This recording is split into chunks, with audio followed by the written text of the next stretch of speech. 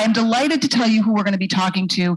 And our goal today is to talk about when you think about the P20 continuum and the work that so many of you in this room do.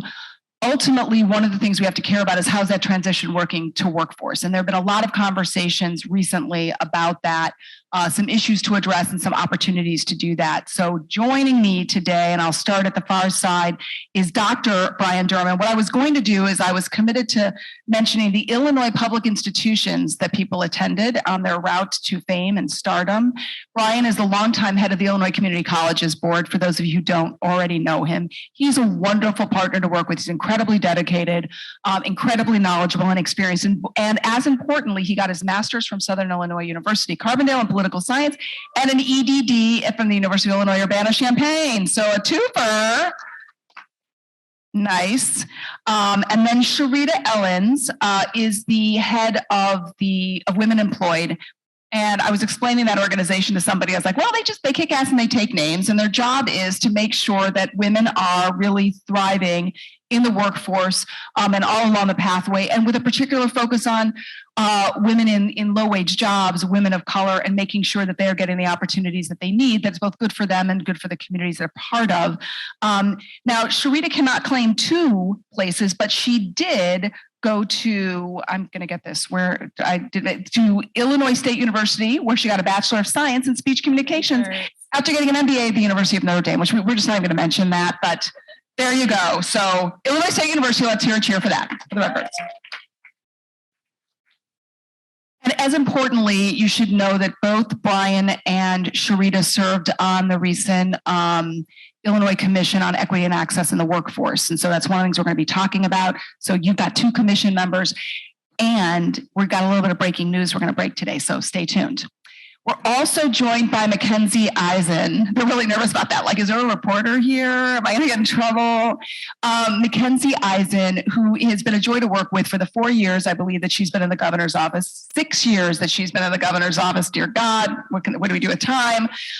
It's been a complete pleasure. I can't tell you where she went to school because she went to Northwestern, and that doesn't even count. But at least it was in Illinois. It was in Illinois, and so we got that going for her. But what I love about Mackenzie, and she is now special assistant or senior assistant to Deputy Governor Martin Torres.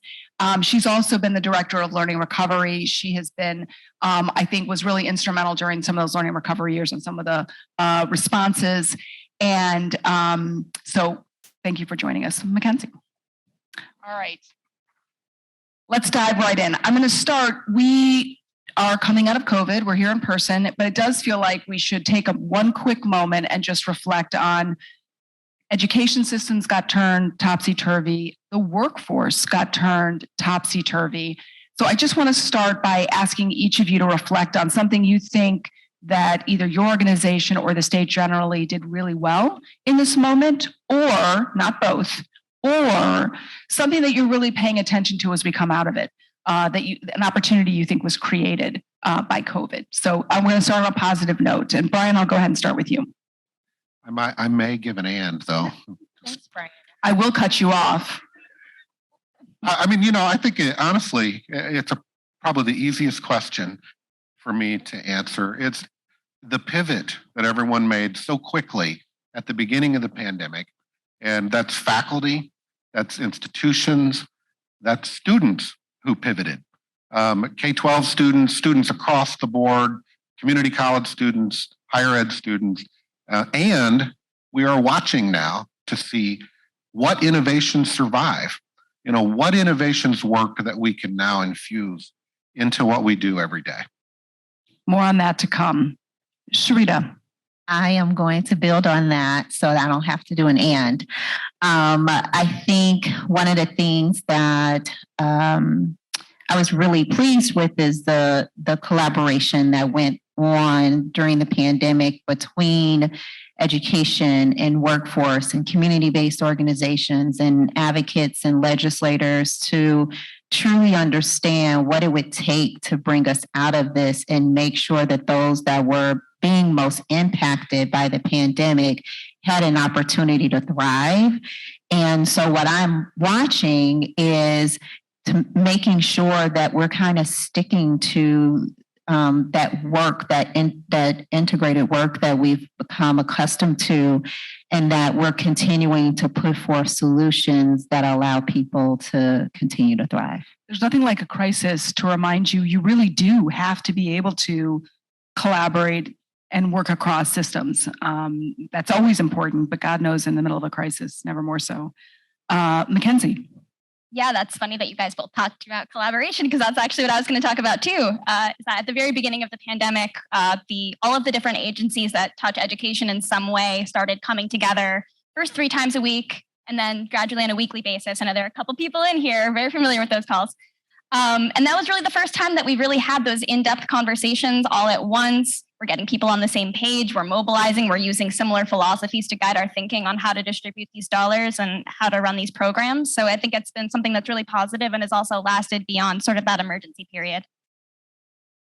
All right, I want to dive in. I do think that there's no question that the economic well-being of the state and of communities as well as individuals does better when our workforce is thriving. And there have been a lot of challenges. And I think one of the things that's interesting is that in 2021, so we're in the middle of COVID when this happens, the General Assembly created, and I always put the words in the wrong order, so the Illinois Equity and Access Workforce Commission. The 2 of you served on that. And what I wanted to unpack for a little bit is, why did we need that commission? What was its charge? And you're not missing anything. The report has not come out, but we may be able to give you a sneak peek. But first, why did we need a commission? Why did we need an Equity and Access Workforce Commission? Brian, why don't you take the first crack at that? You're going to call on me first every time, aren't you? I'm not. I'm going to switch it up. I almost did Cherita, but... it comes down to a couple of things. One, I think everyone recognizes that we need to be better coordinated. It's difficult, as you all know, to run one program, one institution. The workforce system we're talking about here has 4 partners that are core to it, 12 other programs and partners that are coordinated as a part of it. And ultimately, the goal is to have one door for individuals to come through that can access education, access workforce, have an opportunity to have their needs met. And we took really in the commission an approach that was based on the experiences of the individuals that were walking into these programs. And one might argue that we weren't doing a great job of that before. And so we needed to really think about, what do these individuals need and what do we need to change to help them? And Cherita, let me add to that. Coming into this, it's the equity. It's not lost on me that it was titled the Equity and Access Workforce Commission. It's not lost on me that the Black Caucus had a lot to do with creating this. Can we read into that the workforce system that you guys were looking at was doing an unequal job, helping people sort of access? Were there regional disparities? Were there racial disparities? Were there other sort of, if you come in as a younger person, an older person, a skill changer, who was it serving better, and where were their particular needs?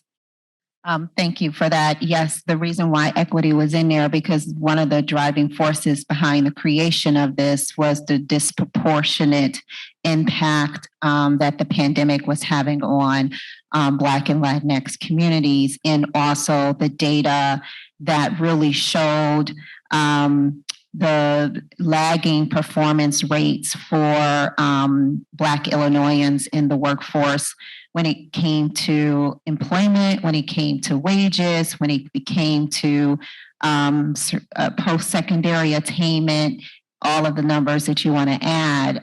We are not doing a great job in the state of serving Black and Latinx Illinoisans right now. So part of the work of the commission was to understand what are the pain points within the system that we need to address so that we can begin to look at how we move those equity targets.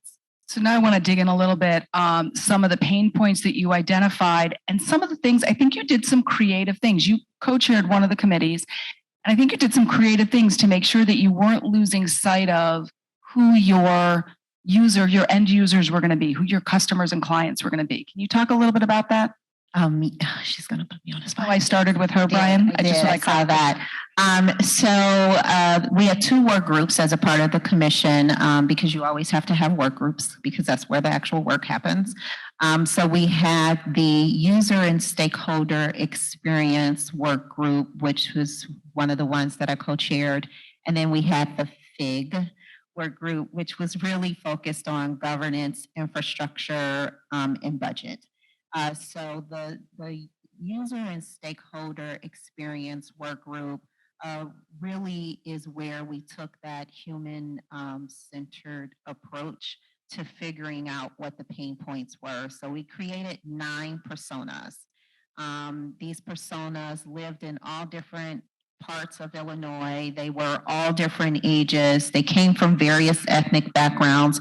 And their story, we created stories for all of them, and they all had different stories. One was an entrepreneur. Another one was an older woman who was in financial services and was laid off and had been successful her whole career, and now had to figure out how to get attached again to the workforce.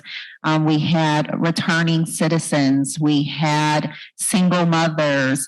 So in looking at these different personas, we then took the job of walking in their shoes and figuring out how they experienced or didn't experience the workforce system as a whole, where their entry points might be, where would they even find out information, what type of experience they would have depending on where they entered into the system, and then what the pain points would be based on where they entered the system. So it was, we spent a lot of time. It's probably one of the a work group that probably had the most meetings that I've ever been a part of, any commission or task force ever. We met a lot, but we really wanted to make sure that we got those personas down and understood what the experience was so that we can begin to dig in a little deeper. So Brian, to you, and I've already explained to Mackenzie that I'm going to hit her later, so don't you worry. Brian, what were some of the themes that came out of that as you looked at this and considered the pain points, thought about these personas, which I just love? What were some of the themes that emerged? And then I'm going to get into the exciting what recommendations, which have not been publicly released yet. So look at you guys. Aren't you excited? They don't seem as excited as I expected. I really did. I expected a little more. Okay, there we go. There we go. There we go. I'm going to let the non-governmental people put out the recommendation. No, here's the thing. And to build on Cherita's comments here, I think one of the really important things that came out of the work and that I think will continue to guide the ultimate product is the user group that Cherita co-chaired drove the work of the funding and infrastructure group. It was not the other way around. It was not, here are the programs, let's figure out how to fit them in. It was, here are these personas, here are these people, here are these real individuals that we want to think about. What can we do for them? Let's come up with some solutions, and then let's give it to these other folks to think about how they're going to solve that.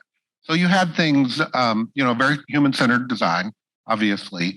You had issues like, how do we do better with data come out of the conversation? You had considerations like digital literacy that folks might need. What do you need to do to help individuals even understand? We had, and some of these I might be getting into recommendations a little bit, but things like how do you ensure that it's accessible? How do we communicate out to all the users so they understand what is there? I mean, incredibly complex system.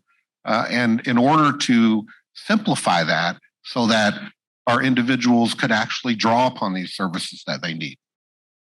There's no add on to that for 1 second. Please do.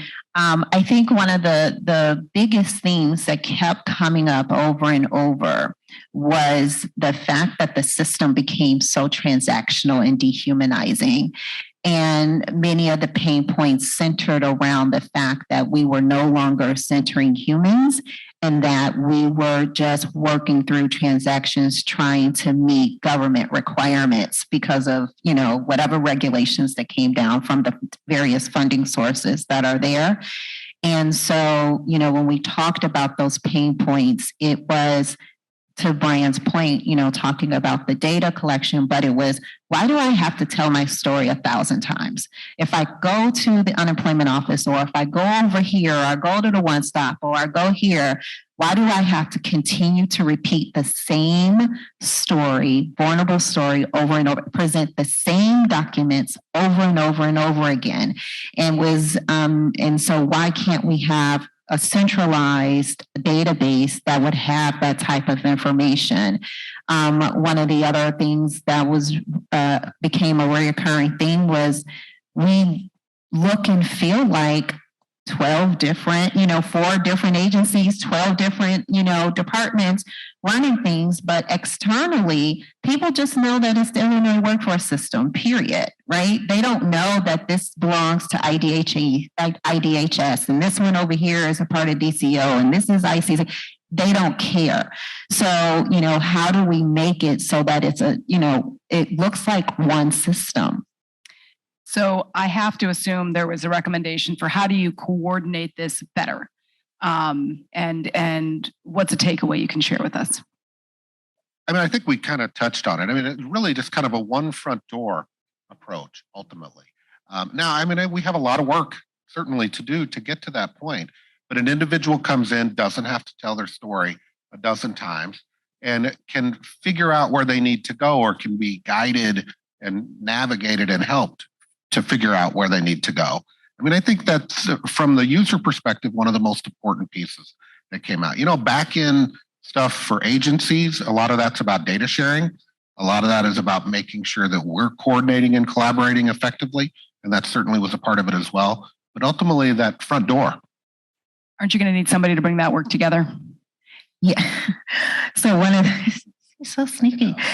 So one of the things that I would just want to point to, there was 3 main themes that came out of the work. So we theme, the pain points, and what we decided the workforce system needed to be was accessible, inclusive, and responsive.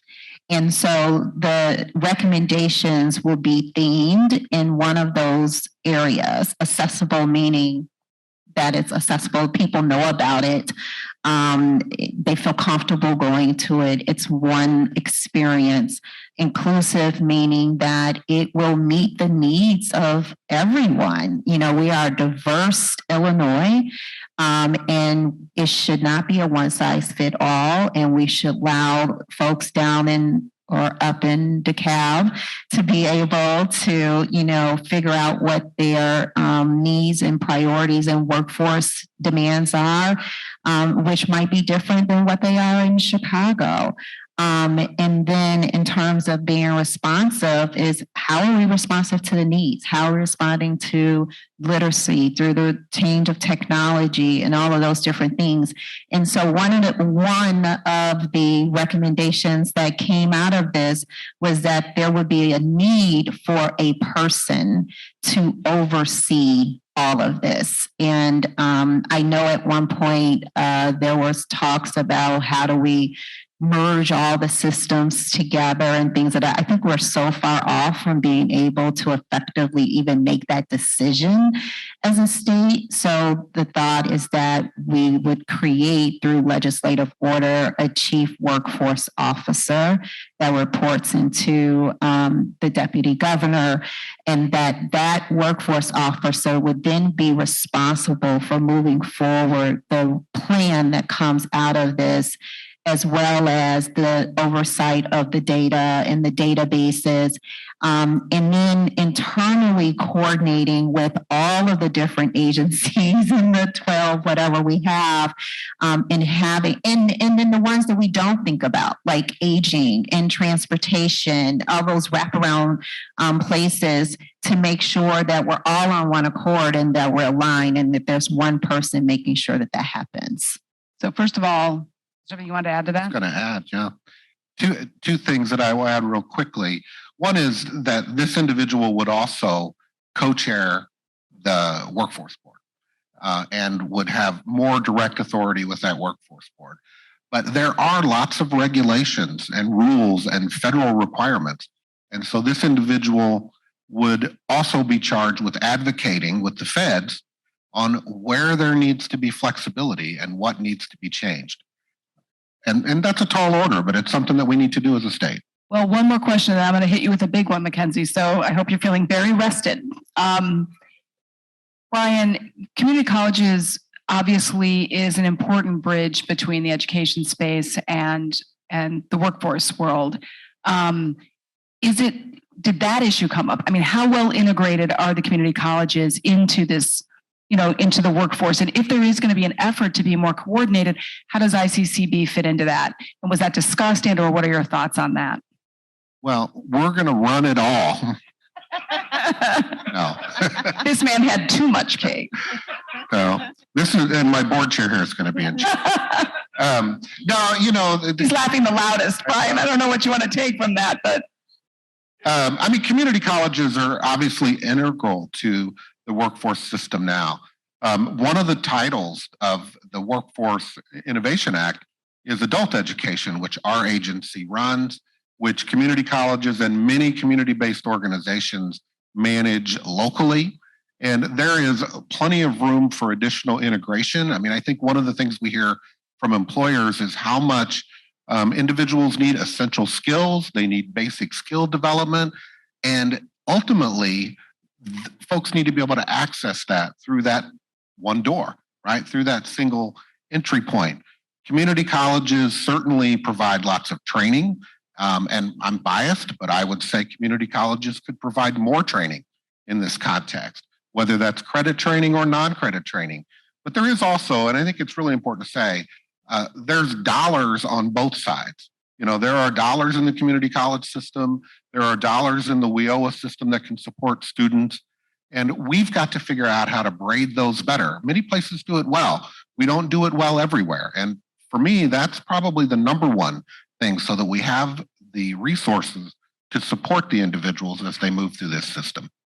Which leads up to our question, Mackenzie, for you, speaking on behalf of the governor directly, and I know that you will carry the weight of the governor with your answer here.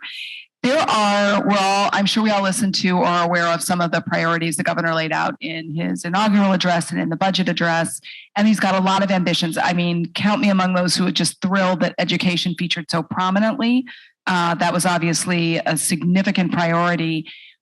Workforce also got some good mention and some good prioritization. I'm just wondering how many, this is not small, right? To really try to shift in more than a cosmetic way the way we organize workforce to be more integrated with education, to be more coordinated generally. How many priorities can the governor take on, and where should we be concerned that the intentions are good, but there's just, there may not be enough energy or momentum or bandwidth to stick with this? I mean, goodness gracious. Did you not want to ask that question? Cherita and I are going to go, though. We're not being recorded. Pay no attention to that man with a camera. I'll say, listen, the governor is committed to making Illinois the best state in the nation to raise young children. And he said today that he is committed to making Illinois a fantastic place for all children to receive the behavioral health care that they need as well. Workforce is certainly a part to play in both of those priorities. There are also tons of priorities that fall outside of the scope of the education portfolio that I unfortunately can't represent well, but they are certainly very important. I think that the governor's priority is to make all of the lives of Illinoisans better. And I don't think that, I hear you that not everything can be a priority if everything is a priority. But that's why we've got an entire staff of people that's dedicated to making all of those priorities reality.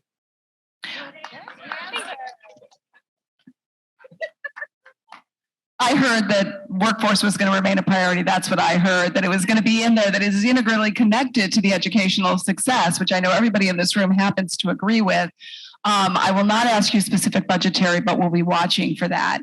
And I do want to follow up a little bit on the relationship between the education system and workforce, because often they're different, and they really shouldn't be. And I think one of the common denominators you mentioned, finding ways to bring funding together around students. If we want to be human centered about this, in the human space, I think another is businesses. right? So that the workforce entities are working to bring businesses in and connect them to workers. So are the Pathways programs and to community colleges. Is that a good thing that everybody's out there sort of working on that? There's just lots of points of contact, or is it a challenge from a business's point of view that they may feel like they don't know how to plug in, and how should we look at that, and what's the right way to approach that? I think part of why the commission to me worked so well and got to a place that we were able to get to was because there were so many different interests at the table. So businesses, employers were at the table, education was at the table, workforce providers at the table, advocates, workers, all at the table informing based off of what their needs are. And I think that that's really important. And I would also say that part of the problem, putting on my, workforce hat, part of the problem that I've seen traditionally within the workforce system is disjointness. I think I just created a word with businesses in terms of understanding what the needs are of businesses. What are the, jobs that are in demand? What are employers really looking for? What trainings are really needed? And I think that because we're moving into a space where people have started to have those conversations together, and it's been happening even before the pandemic, internships popping up, businesses working with community colleges, informing curriculum. There's just, no other way to go but up from here. And I think as long as we continue down that path, we'll have a system that is, doing exactly what it's meant to do, which is feeding the workforce. It makes no sense to have a workforce system that doesn't produce what the workforce needed to produce. And so I think that we're definitely, and when I say system, I mean workforce providers as well as our educational institutions. And so I think that we're on our path to that. And I think employers know exactly where to plug in at this time. Are you seeing that, Brian, because there are shortages everywhere, right? I mean, this is a really good moment to bring business in. Are you seeing that more interest, more, outreach, or more appetite from the business side? Yeah, yes. I mean, absolutely. But I also think that institutions of higher education have to be proactive in going out and selling that interest, getting businesses engaged. I mean, look, the bottom line is colleges and universities have to learn how to deliver faster, cheaper, in different ways, hands-on, apprenticeship, those kind of things. Businesses in turn also have to learn that they have to want people for more than just to fill an opening, that there is a pathway. And I do think that we're seeing more and more of that. I mean, we're seeing connections through our workforce equity initiative, for example, where businesses are highly engaged and people are able to go straight from those certificate programs and have work lined up right away. Illinois Central College recently received a Good Jobs Grant where they partnered with 77 businesses in their community to do that, where they're training people and putting them directly into work. I mean, there's I think a lot of progress, but much to be done.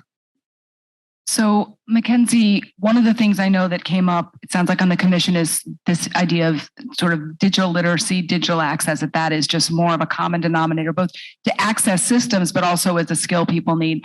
And this is something that's been more of a topic of late in the state. Tell us a little bit about some of the work around computer science.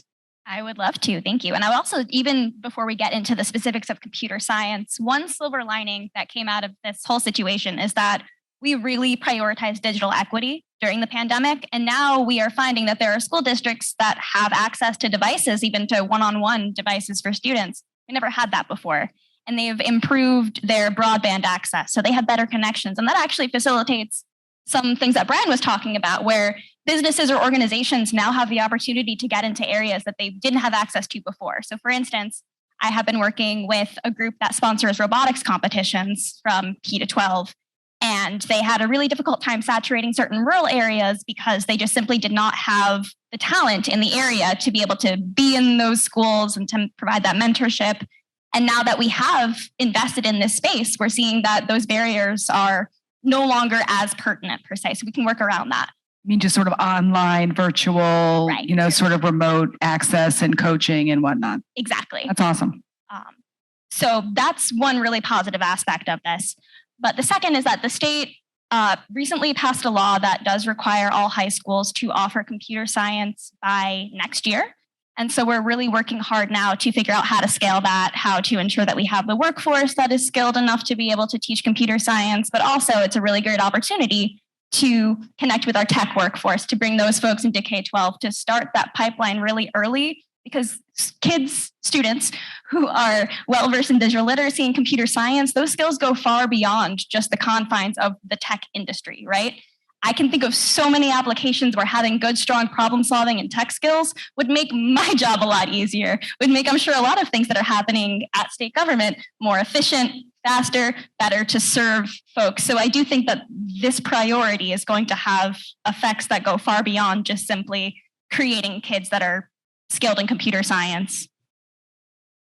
What are some of the others? So we know that obviously a big push is to just make sure that kids are coming into high school with plans, right? That they really thought about what's the career that they've got, these career pathways to choose from. And, thanks to the efforts of many in the room, now many districts have already gone that route. Other districts are now really going to be pushed to do that in the next 3 to 5 years. Has the state had a chance to look at to see what the results are? So kids who've earned those career endorsements, like how they've gone on, what their trajectory is into the workforce or into post-secondary yet?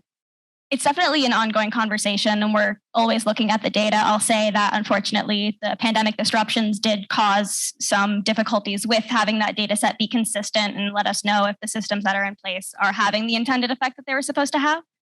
But we're certainly looking at who's getting credentialed, where are they going to school, are they staying in Illinois, what types of careers are they pursuing? These are all things that are going to continue to inform our funding in these programs, the way that we administer these programs. But unfortunately, at this exact moment, I can't give you any hard data. All right, well, it's good to know that you're on that. Cherita, I want to ask you, I know this is something you've been giving a lot of thought to, which is if we want to be sure that as many students as possible have access to post-secondary, but that continues to be a real key to higher income, to employment, and to many other positive outcomes. What are some of the things that we really have got to prioritize as a state? That's a big question. I think there are a couple of things. One is thinking about making sure that all students are prepared to go into post-secondary. So I know one of the things that, as a state, we've been pushing dual enrollment, which is good. But a lot of Black and Latinx students still do not have access to dual enrollment. And there are some, other methods that are being tried, thinking about transitional English and math, where the high schools are working directly with the colleges to create this curriculum and replacing their 4th year English and math classes with this transitional math to make sure that once they get to school, that once they get to college, they will be successful in those courses and can then persist on, as we know, past that first year, which is crucial. And we've been seeing some positive results coming out of that. I think that that's one of the things we have to continue to look at our, reform around DevEd. We have to look at equitable funding of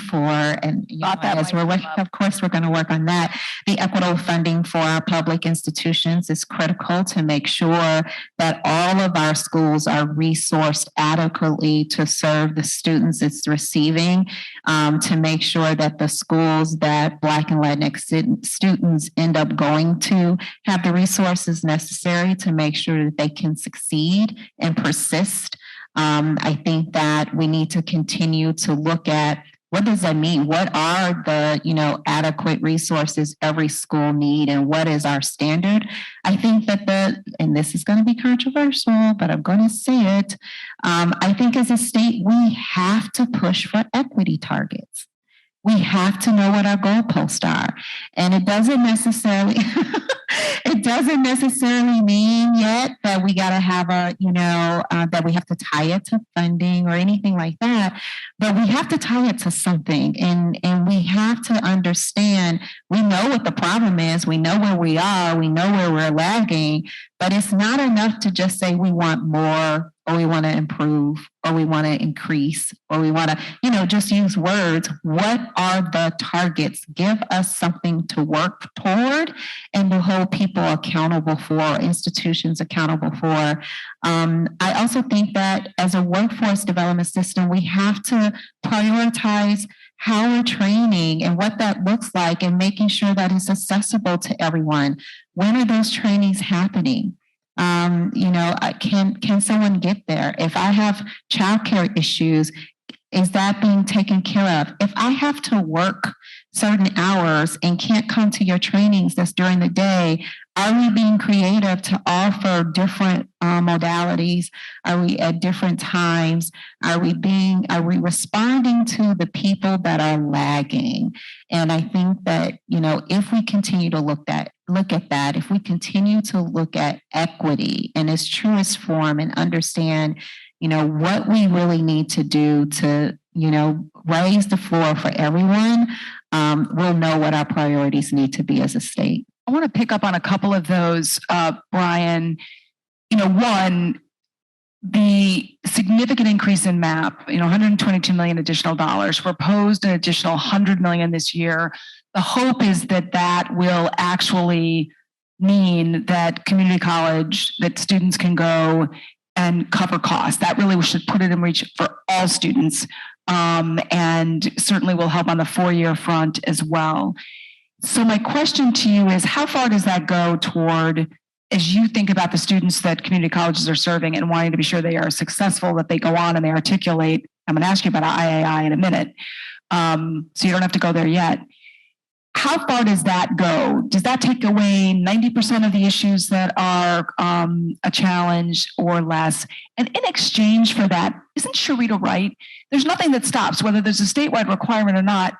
The members in the community college system could set targets. And is that a topic of discussion? Is this the right time to have it in a world where we're getting more of that funding directed your way? Is that it? Is that all? That's it. But then I'm going to come back and ask another question. So let me start with the. See, Brian loves to be on panels with me. The equity targets piece. Our board our top line goal is equity metrics to close equity gaps, and we have infused metrics into all of our programs that we work through. Now, that's not the same thing as saying colleges all have to have equity targets. But I will say, through the work of the IBHE strategic plan, and our board endorsed this as well and are working with them, all institutions have to submit an equity plan. You have about 18 institutions, public institutions, private institutions, universities and community colleges that have already done this work with the Partnership for College Completion. A number have done the work outside of that as well. And so we've got a really good, strong foundation to build upon. And I expect that institutions will be setting those targets. Yeah, that's just like a natural, that's a nice it's a very logical, natural, all being coy and funny aside. I love to be coy and funny, but in all seriousness, it does make sense. Because Cherita, I think you make such a powerful point that it's good to have these high-minded things that you don't doubt anybody's sincerity, but there's something about a number. There's something about something that's very tangible. It's why all the collective impact groups here do the same thing. They talk very specifically and tangibly because there's just something that motivates and holds everybody's feet to the fire differently. Yeah, but I do want to add, though, that it's really, and thinking of the work that all of you do and that NIU Ed Systems does with you, implementation and conversations about implementation and work on implementation is so critical. And, really, we have a lot of policy tools out there already. We have a lot of laws that speak to some of these specifics, that require some of these things. We've got DevEd Reform Act. We've done a tremendous amount of work around transitional instruction out of the Post-Secondary Workforce and Readiness Act. I mean, on and on and on. The omnibus bill at IBHE that did the equity plans and other things. But we do have to think about implementation more and invest resources in implementation, because it's one thing to build an equity plan.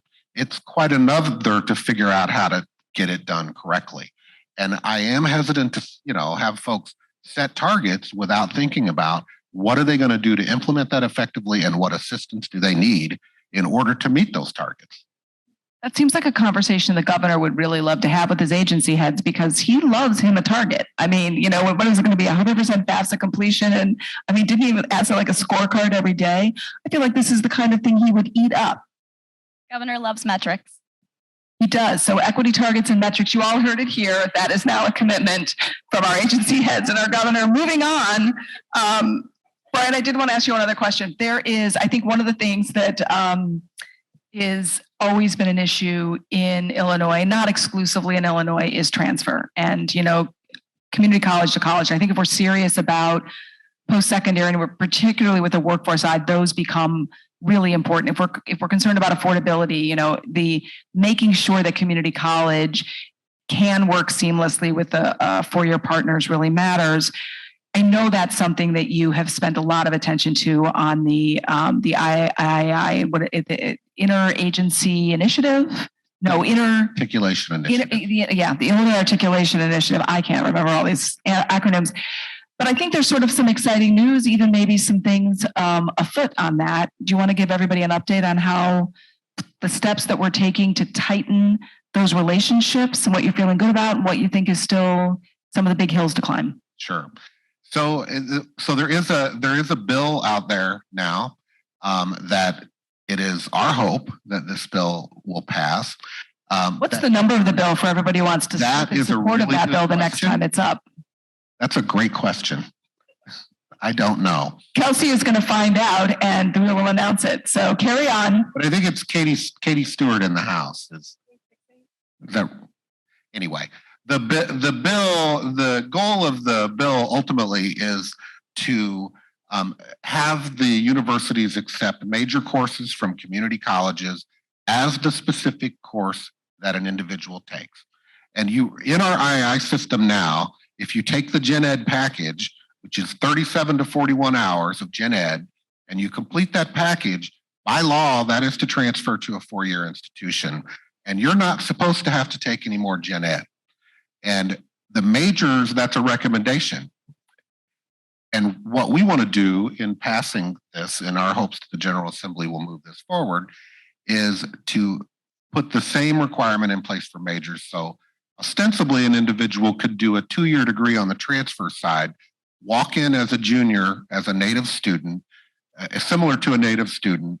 If you take a Chemistry 200 course, you get credit for a Chemistry 200 course when you go to the other institution. So our hope is that this will get So this would be a huge step in the right direction. It did pass out of committee yesterday, but it'll be going to a floor vote and then another committee. And the number of the bill is House Bill 3820. Write that down. For those of you who know how to slip, you know what to do. For those of you who don't, you're part of this network, and Edith will get that information out to you, right, Edith? I don't know where she is. I'm a joy. I'm just a joy. Can I add that yes, also please. There is a component to this around teacher education. So the way that this is done is there are major panels to the Illinois Articulation Initiative, which are university and community college faculty driven. Courses have to be reviewed. Another part of this bill would be to create a teacher education panel. So you would have the same expectation that an individual who took a teacher ed course at a community college would get credit for that same course when they go into a university program. And it's like we need to make sure that we're streamlining that as much as possible to get people into teaching. I don't understand where that's coming from. That's great.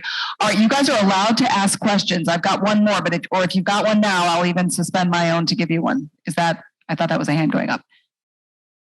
That was just general excitement. All right, well, if you've got a question, raise your hand. I will let you ask it. And there is a microphone that will be run around ever so elegantly by somebody younger, inspired than me. So Sam stood up. Then he sat back down. All right. Here's my last one. So I would like to hear from each of you. We talked a little about looking backwards, in COVID, and something that you feel good about what we did. Looking ahead, we're at, I think, we've had some resources to work with. Some of those come from the Fed. Some of those are going to be running out over the next year or so. As you look ahead, what are you the most excited about, and what are you the most concerned about in terms of making sure that we've got a tight relation, that kids are really making it through education system, ready for career with the experiences, or ready for post-secondary? And I will start, Mackenzie, with you. I'm still thinking about what my answer is going to be. Most excited about workforce and education collaboration in the future. I really am excited about sort of the opportunities that have come out of the pandemic in terms of creative solutions at the local level, about folks who are taking stock of all of the resources that are available in their community to understand how they can leverage what's there to move forward. And I think that we're seeing a lot of things that are happening very creative, be it employers are entering classrooms, or we're thinking about how we can leverage them for CTE. Shout out to Marcy. So I do think that there's a lot of opportunity that has been fostered because of this period of emergency, and a lot of good things are going to come out of that. What I am concerned about is that because of this period that we've gone through, there is also really dire need. And we have to make sure that the needs, especially the social emotional needs of our students, are being met and prioritized so that they are able to enter the workforce as fully formed, capable human beings with executive functioning skills, who are professional and know how to ask questions and do the job that they're being hired to do. So we'll come back and have a whole conversation about the Whole Child Task Force and its recommendations, which are also going to be moving, and we'll get you bill numbers on that also. The governor. It's another priority of the governor. He's got a lot of work to do. I hope he is eating his Wheaties. All right, Cherita, what are you most excited about? What are the opportunities, and what are you most concerned about? Okay, in this particular setting, I think what I'm most excited about is the reckoning that we've done as a state to truly just acknowledge the poor job we've done at equity outcomes for all of Illinoisans, in that we have really put forth a concerted effort and a commitment in identifying what some of those solutions can be to make sure that everyone, no matter what their zip code is or where they come from, whether it's the rural area or it's the city or the suburbs, all have an opportunity to enter into a thriving workforce and can, care for their families with agency. So that's probably one of the things I'm most excited about. And then the flip side of that, what I'm most concerned about is that we've been able to do a lot of this work and a lot of level setting because of the influx of federal dollars that have come through the American Resource dollars. And I just am so concerned about what happens when those dollars go away, and if we will continue to have the same level of commitment when we have a real budget. Because I think your budget is your moral compass. And so what happens when we put forth the recommendations, right, for the equitable funding formula, and we talk about new money, or we talk about we need an influx of money in order to do that, and we don't have an influx of money. What decisions do we make? When we talk about these institutions that are putting forth these equity plans that will need resources to get the work done, where do the resources come from? And if we don't have the resources, how creative are we going to be to make sure we can still get it done? Because you can if you reallocate. And so are we going to make those hard decisions to reallocate and redistribute resources so that we can achieve these goals that we have? Brian. Literally, they both stole my answers this time. So let me. It's Women's Day. Let us have it. Let me see if I can kind of sum it up. I think one of the things that came out of the pandemic that was so powerful for me was just seeing how much was, I mean, we all know we all care about students and workers, but just seeing how much of that there was, seeing how committed everyone stepped up so quickly and so passionately to make sure that students were taken care of. And I want to hold on to that. And I think that created a lot of collaboration. I think through the Workforce Commission, through other efforts, you have agencies coming together, and through Governor Pritzker's leadership here too, you have agencies coming together here, working together that have not historically or traditionally always worked together or gotten along at the state level. And what I'm concerned about and I'm afraid of is I don't want to lose that momentum. I mean, I really think we have to work hard in all the contexts they mentioned to hold on to that momentum, because ultimately it's just so incredibly important that we keep moving forward in the same way. I'm going to pause to see if there's questions.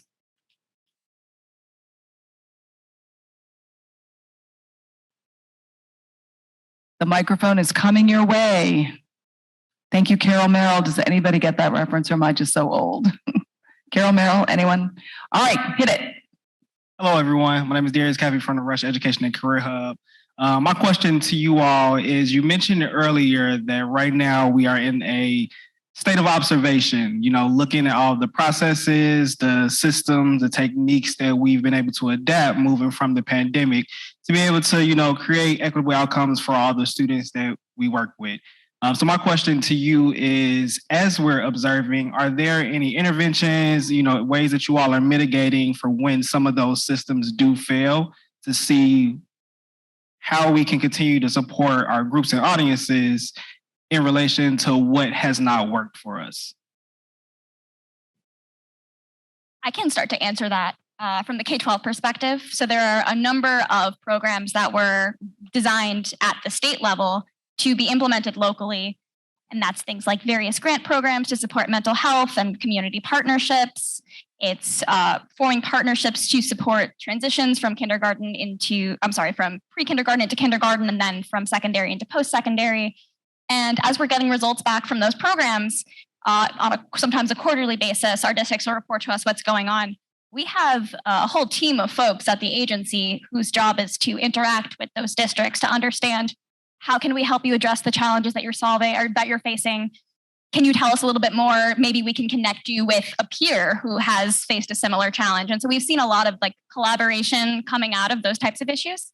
And it's something that we're continuing to build off of as we administer new programs, such as the Teacher Pipeline Grant Program that the governor announced, that's $70 million for the next 3 years to the districts that have the highest number of vacancies in the state. So that's 80% of all vacancies in the state are in 20% of districts. And so that'll also draw on some of those techniques that we've learned, be it technical assistance provided by the agency or communities of practice or things of that nature. Anything you guys want to add? I can add, we have a program called Aspire. It's accelerating student success and increasing racial equity. I got that right, Chris? I'm looking at it. I'm like, okay, did I say that right? Where we're working directly with 10 community colleges to provide the technical assistance necessary to help them create their DevEd reform plans. And as a part of that, they've really created a learning community within those 10 community colleges where they're talking about their various innovations in what they're learning, what's working, what's not working. We brought in technical assistance around data collection and data analysis as well. And so I think as we continue to work with these community colleges, we'll continue to, begin to test some of the things that are coming out of that and the learnings, and then share them back out to the network. That's the best part of it. Then you can share it back out to the network, and then other people can begin to pick up on some of those things. So I think there's pockets of that happening in everything, like the Transfer Boost Committee, those colleges that are part of that, they're working on programs between the community colleges and a particular university on how to better inform transfer practices and what it looks like and which programs are more successful than others. So I think there's a lot of that happening in various pockets. And I think, that's coordination with all the agencies, bringing that together and making sure that we're capturing that data is what's important. Thank you. Other question? Is there a question back here? I was going to say just shout, but that's actually not very fair to everyone. Thank you so much for being a part of this panel and being a part of the conference. And Robin, thank you for your expert facilitation as always.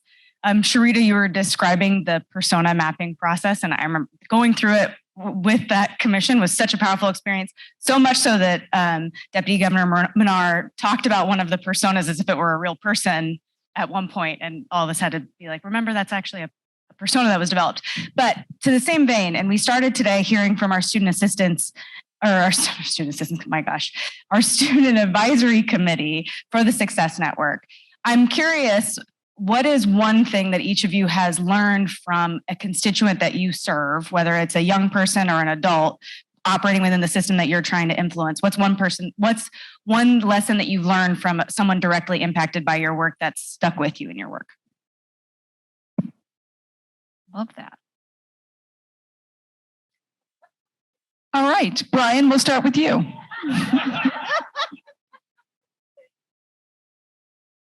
Let me say something that's really stuck out to me in the very beginning of the pandemic here. We had immediately when everybody kind of went offline, but we had a crisis in Southern Illinois where there's no internet, right? And so one of the very first things that one of the first questions that was posed to me was about if folks could set up internet in the parking lot for people to come in. And actually, I think we might even have rules, or there's something that doesn't allow us to really quite do that. But we decided at that point to be flexible and to make an adjustment and to allow, and it seems like a silly thing, right? Not to be able to do that kind of thing. But, government has some silly rules sometimes. To make that adjustment. And the one thing I took away from that conversation, which I tried to put in place throughout the last couple of years and still carry forward, is stop thinking so much about what is allowed and figure out how to make it happen. Figure out what you need to do to help the students to get things done. And it was probably really the first question about flexibility that I heard. Then they got bigger and bigger and bigger from there, certainly. And so that really did inform kind of how we went forward. What about you, Cherita? And I'm grouping several people together in my head, but that's okay. One of the things that's really striking to me with the people that we serve is that we're not monolith. And so you cannot think about one size fit all type of solutions, because people come to the table with a variety of different identities and experiences and needs. And you really need to consider individuals when you're thinking about what these creative and flexible solutions, which is why flexibility and creativeness is so important, because we're not a monolith. We're one Illinois, but oh my goodness, we're different from one place to the next, to the next, to the next. And every household is a little different. So when I used to be at the Y, we used to say something, YMCA, we used to say, if you've seen one Y, you've seen one Y, meaning that every Y takes on the persona of the community that it sits in. And so while certain things are the same in terms of how we serve and our level and standard of excellence, everything else within that building might be different. Okay, appreciate that. Mackenzie. So I did not grow up in Illinois. I grew up somewhere else, and I came here after. She left New York to come here to Illinois. Can we give a big cheer for that? That's great. But because of that, I didn't really have that firsthand experience with the Illinois public education system until I started working here. And I love, love, love my job. But one drawback sometimes is that we are responsible for, 852 school districts, which means that we really deal with people as statistics instead of people as people. And so when I really do get those opportunities to talk to folks, to learn about their experiences, how the things that I work on paper have really impacted them tangentially, it's huge. And so there are honestly tons of examples of this, but one I will just say is that I have a lot of friends who would not have been able to go to college if they didn't have a MAP grant. I have friends who are teachers because of the incredible teachers that they had while growing up, going to public school in Illinois. I think that the people's experiences and the things they bring with them are not always apparent when you look at them or what's, having a basic interaction. But knowing that I have a small impact on something that I might not see, but has been huge to their development and making them who they are today, I think that's incredible and really powerful. All right, do you have one more? Just briefly, real quick, I'm going to say I'm excited about to see the alignment of the EDUC courses being brought into recognition under IAI. I think that speaks to the alignment of the state agencies as well. Not only is that a win for our community colleges to have their EDUC courses easily transferred to the universities across the state if the IAI revision to that bill passes in this session, but it also speaks to ISB's work and the governor's office's work and everybody else's work on college and career pathway endorsements as an example, and needing those 6 credit hours of dual credit and a career pathway. So just want to commend you all on that and very excited to hear about that piece of legislation. Did you slip in support last night, Josh? I'm going to immediately. All right, excellent. Today. Good to know. I'm going to close it out. I think everybody knows that the theme of this year and the growing network of communities is how to advance equitable post-secondary attainment. And so I'm going to ask by asking you, I think you all know I'm a glass half full person, but I try to do that from a base of realism. So I'm going to ask you to grade our state. How are we doing on advancing equitable post-secondary attainment? Where do you think we are now, and what effort? So you can give it 2 grades: where we are now and the effort required. The effort that you're seeing, or you can blend them. But close us out on that. Cherita, I was going to start with you until you started laughing. She's like, Robin, you did not put this on the list of questions. You did not prepare me for this. But I've just bought you another 15 seconds. So, Cherita, what grade would you give us on equitable post-secondary attainment here in Illinois? So to be honest, right, I always lead with data.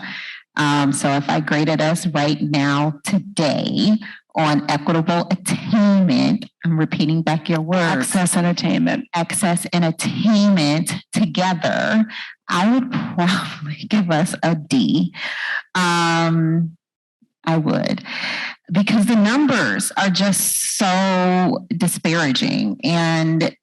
But glass half full, in terms of the conversations that I've been a part of, the commissions that I've been a part of, the commitment that I see, I would turn that around and give us a B, as in boy, because I think that we are having the right conversations and we're doing the necessary work. And those conversations are hard. It's not easy to have these conversations. It's not easy to, admit where we're failing. It's different right now. I mean, the level of honesty in those conversations is just different. Absolutely. So for our, courageous effort to have those open and very vulnerable conversations, I would give us a B. Now that might change, depending on how this budget turns out and where the, resources actually get allocated. But for right now, I think that we're headed in the right direction. So a D headed to a B. All right. I love that. We'll call you back in a few years, see where you would give us. All right, Brian. I'm going to give Governor Pritzker and his leadership an A. I'm going to give Cherita a B plus. I give the community college board an A minus. No, I mean, I think similarly, the commitment is obvious. I think we have to sustain that commitment. And I think that's the most important part. I mean, I think we have a tremendously long way to go. So I think I'm going to give us a solid C and average everything together. All right, that sounds fair. And look, I appreciate that. I mean, I do think you can only be successful if you're willing to be honest about what's motivating is knowing that the effort is there, knowing that the honesty and conversations is there, and it really is different in kind. And you can't interact with some of the people in leadership without feeling hopeful, but you want to acknowledge that the hill we have to climb is very real. It's very real. So, Mackenzie, final word on that. Say we're definitely putting our money where our mouth is when it comes to trying to improve equity, particularly in outcomes, because I think that there is a gap between access and outcomes that we see bear out in the data time and time again. It's not enough to just get our students to college. We need to get them through college.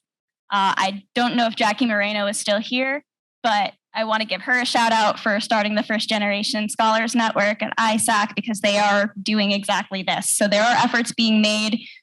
We did inherit, I can't work for Governor Pritzker without saying we inherited an underfunded or defunded higher education system when we came into office, and we are seeing the difference has been starting to be made in the first 4 years. We still have work to do, but in terms of the progress that we're making, I would agree that it is a B. Well, there's no question, and the commitment is real. I mean, that's actually a fair statement. I know you're saying that both because you were employed by our governor, but I think we can all agree that that is honest. Like the increased funding to institutions, the increased funding to MAP is. You need to give a grade as well. I need to what? You have to give a grade. Oh no, you don't get to try. Absolutely. Sam says we're out of time. Tell you what, I will answer that next year. So that is your enticement to come back. Would you please join me in thanking Brian, Cherita, and Mackenzie